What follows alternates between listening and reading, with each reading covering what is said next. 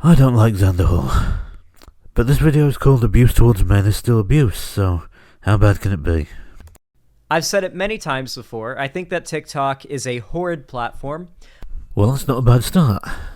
I think that the idea of short-form content basically blasted at you at the speed that TikTok does so is essentially the best way to spread breakneck bullshit propaganda to a population, and in many cases it can be very, very dangerous.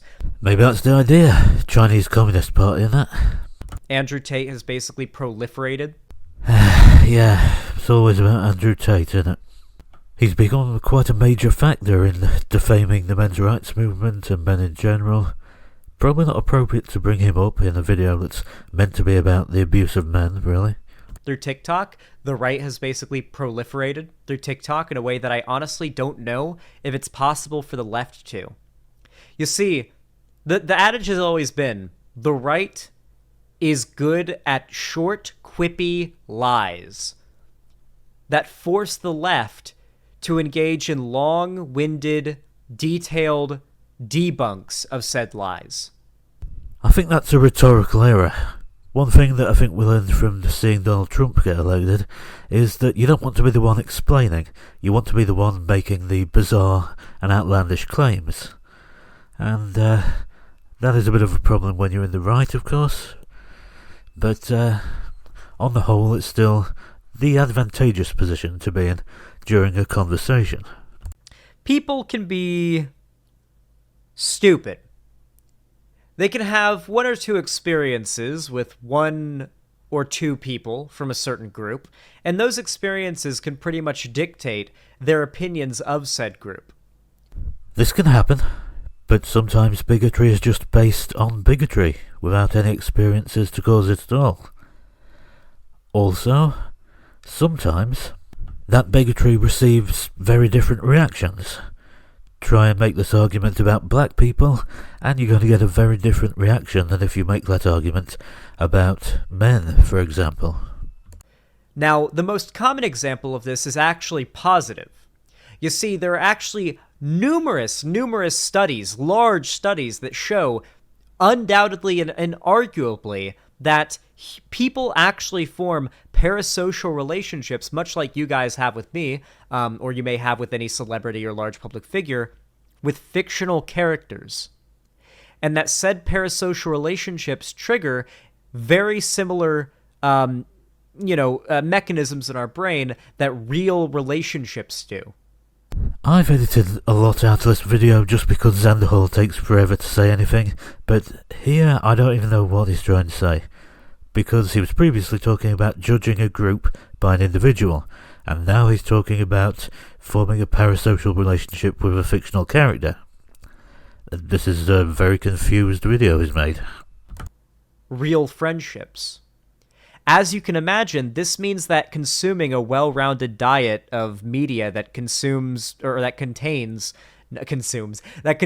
non-white, non-straight, non-cis, whatever characters essentially does have not exactly the same, but a fairly similar effect to actually having friends of that group in real life.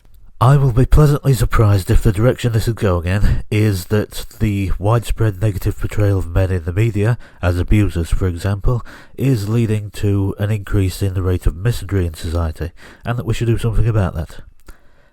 But the reason I'd be pleasantly surprised is that I don't really think that Xanderhal's got that sort of opinion in him. It starts to destigmatize that group in your mind. It starts to melt away your ignorance and possibly even your bigotry. But it can also work the other way around. Specifically when it comes to real life and internet culture. You see, there are some weird areas of the internet, particularly on Twitter and TikTok, where it seems like women come together to celebrate each other abusing men. Particularly men that they're in relationships with, men that want to be in relationships with them, or like men they're friends with, right? So it may be like women congratulating each other on like using a guy for some, purposes. It's true, although I don't think it's a TikTok thing. The examples that come to mind are articles, especially in places like BuzzFeed, where you get women talking about using Tumblr, or rather using Tinder, instead of going and buying groceries, for example, and spending months just eating other people's money. Or on Facebook, where there are groups like Are We Dating the Same Guy, where they just sort of spread gossip about men. And it's all very girl power and very patting each other on the back and stuff. I thought you'd never ask. So basically, if you're staying over at his place or he's staying over at yours, you would set a bunch of alarms for the middle of the night in advance with your ringtone. So like, if it's an... At first, I unironically thought this is like, oh, okay, so if you're like staying the night at like some guy's house because you had a one night stand and you want to make sure you have an easy out, like to get an excuse to leave if you feel uncomfortable. Yeah, I'm not surprised that Xanderhal's first thought was, oh, if she's uncomfortable, if she feels in danger, if, anything that allows him to demonize men instead of actually putting the responsibility where it belongs. But looks like he's going to be surprised when she turns out not to be the victim here. Setting, I thought the advice was for, getting an excuse to leave, like an easy out, if you don't have someone to call you, and do, oh, hey, I need you to come over quick, oh, I know where you are, hey, come over quick, that whole thing. That's not what this is. It derails fast. It's just so unsurprising with someone like Xanderhal that this is his approach. To just instantly assume she's uncomfortable, she's a victim, and demonize the man instead. And based on absolutely nothing here, this is just his prejudice, nothing else. iPhone, it's probably the default, dun, dun, dun, dun, dun, dun, or however it goes. I don't know. The default sound when someone's phone's ringing. You would make that the alarm tone so that he'll think that your phone is ringing in the middle of the night and someone's calling you over and over again, like an ex or another guy that you could be seeing. And then when he asks who's calling you, you just say oh, it's no one, just go back to sleep. It's a one-night stand. Is he really going to care who's calling you, or is he going to care about getting you to turn your phone off so that he can actually get some sleep? Make him feel stupid and crazy and jealous. Oh, another thing you can do is change all of your friends' names in your phone to guys' names. I'll change my friend Kelsey to Kevin, and I'll change Nicole to Nick. And then I'll text them all and be like, hey, what's up? And then I'll plug my phone in another room. And then when he gets up, be like, oh, can you bring me my phone? So that he'll see a bunch of boys' names texted me. He'll be yours forever. Well, this is definitely creepy. And also a huge amount of effort to make sure that you set all this up in advance so that you have your phone on charge in the house of the person you're at because you're having a one-night stand with them. It all just seems like a lot of effort for a surprisingly small amount of abuse, which the reaction is probably just going to be to not want to see you again after the one-night stand. She finished it off by saying, he'll be yours forever. He will think that he's fucked a slut, and he will never want to see you again. It's pretty much as simple as that, most of the time. What that was basically a woman describing how she likes to gaslight men she's in relationships with to make them feel as though they are in constant competition with other men that are constantly kind of hoarding over vultures, waiting for a weakness to come in and take your girl. It's a very common toxic dynamic that a lot of young people on TikTok will push as normal in the dating scene. Oh yeah, it's completely normal to have 50 guys hounding your girl ready for you to slip up so she can cheat on you. Yeah, that's just how things are. Yeah, I suppose every abusive maniac wants to be yeah, this is just how it works. This is how everyone is. Unfortunately, you'll recall that I mentioned that positive representation in media can have a positive impact on people's biases towards certain groups. That also works the other way around. You see, have you guys ever watched Fox News? I mean, really watched Fox News. No. Torture, absolute torture. But actually sat down and subjected yourself to that shit. Anytime they discuss a crime committed by specifically black men, you notice how they always use the word thug? Okay, bonus points for saying black men and not black people, which is completely correct, of course. Although I don't have any specific experience of watching Fox News, I'll admit. But I think Xanderhal is about to go off the rails here, because he's shown this example of abuse of men by women as he presents it, and then said, well, that's not something that women do, and that it's all unfortunately resulting in negative media coverage. So I think this is going to be about how women are demonised because of this sort of perception, even though it is in fact something that actually happens. It's a dog whistle. I mean, I think we all know that, but that's not what this video is about. What it's about is the constant feeding of videos of black people committing crimes that Fox News feeds their mostly white viewer base. And TikToks like the one that he just showed are a problem because they normalise that sort of behaviour to the impressionable young TikTok audience. Let's hope that this is the direction he's going in with this statement. They don't really need to make an argument in favor of racism if they just feed a biased, non-stop video feed of, like, black people committing crimes. And there's, a lot of black people in existence, so especially in America, so... I wouldn't say especially in America, with, 13% of the population are black? More especially in Africa, maybe, for example. But yeah, correct, so let's just see where this goes next. Obviously, someone commits a crime every single day. There's also a lot of white people doing it. There's actually more white people doing it. A lot of people will then decide, all right, this is what that group is now. Whether they realize it or not, maybe it's internal, maybe it's an internal bias or like a internalized bigotry. They'll decide, yes, all true, although of course none of this applies exclusively to black people, and I wonder what Xanderhal would think about the portrayal of men as criminals, not just on Fox News, but explicitly in feminist circles, with all the Take Back the Night stuff, the domestic violence rhetoric, the focus on sexual violence, and so on. I think I'd be disappointed.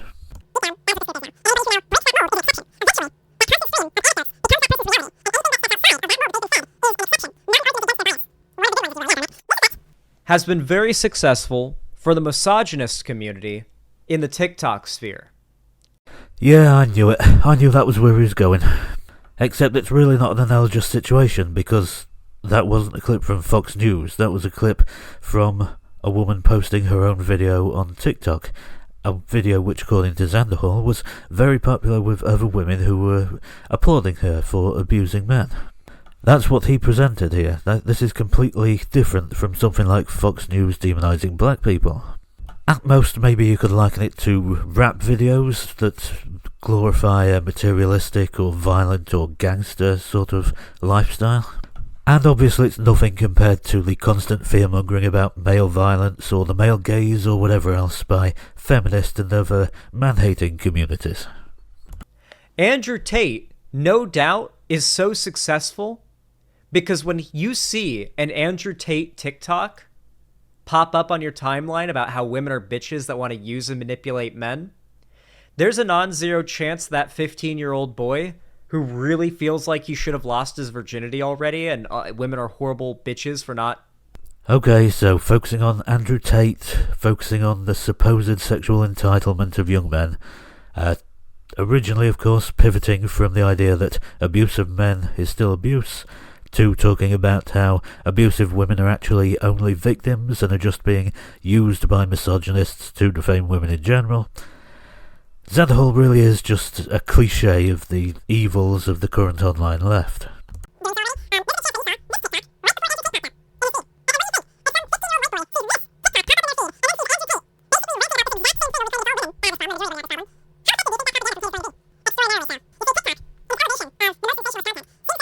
Left-wing, and as I said, I struggle to call what we just saw left-wing content, but I'm sure TikTok's algorithms would categorize it as such. The left-wing, quote-unquote, content that is most likely to be boosted by TikTok is shit like that. And the right-wing content most likely to be boosted by TikTok is stuff like Andrew Tate responding to exactly that. It creates a perfect cycle of, oh, you got on TikTok today and you're scrolling through your little feed? Okay, well, here's a video of a woman talking about how all men are rapist pigs. And then You can scroll and see a guy, with sunglasses and a bunch of guns behind him, talking about how all women are bitches who think men are sexist pigs and rapists. So again, the focus of this is all off. When women do something bad, it's not really about women doing something bad, it's about the possibility that they could be used by men to present women in a negative light. And so women are robbed of agency and presented as always being victims, and the men who are actually the victims are presented as being always in the wrong, always being abusive, always having control of everything. And it's really just delusional.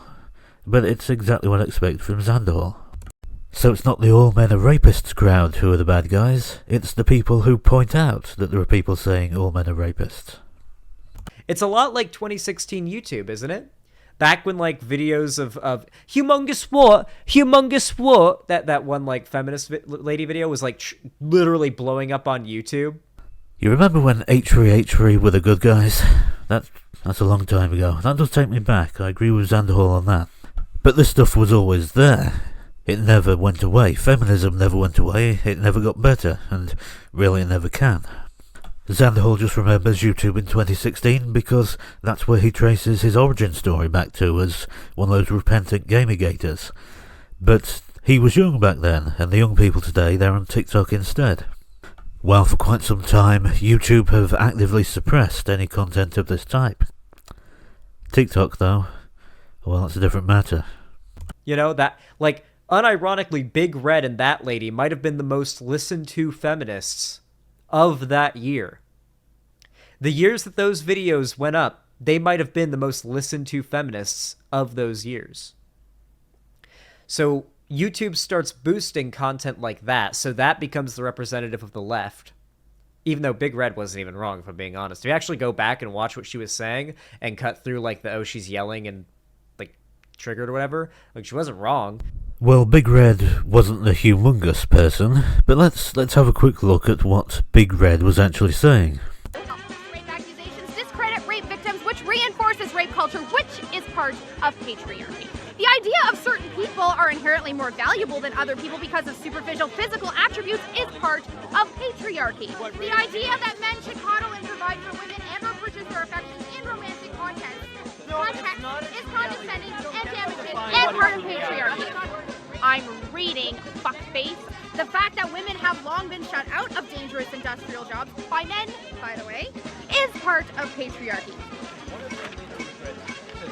The idea that women are too weak to fight or too delicate to function in a military setting is part of patriarchy. It's part of patriarchy. Part of patriarchy. I don't know if you're noticing a theme. Patriarchy. Anyways, I'm not done. Not done. Shut the fuck up. Feminists do not want you. Shut the fuck up. Let me finish my list. Patriarchy. Patriarchy. Patriarchy. Feminists hate patriarchy. We do not hate you, fuckface. Well, that was the best version that I could find. But it sort of seems like she's just blaming the patriarchy for everything. Except for women not being in violent and dangerous jobs, which she blames explicitly on men in general. Very victim blaming, very much just sort of putting everything on men. Exactly what I feel like Xanderhal shouldn't be supporting here.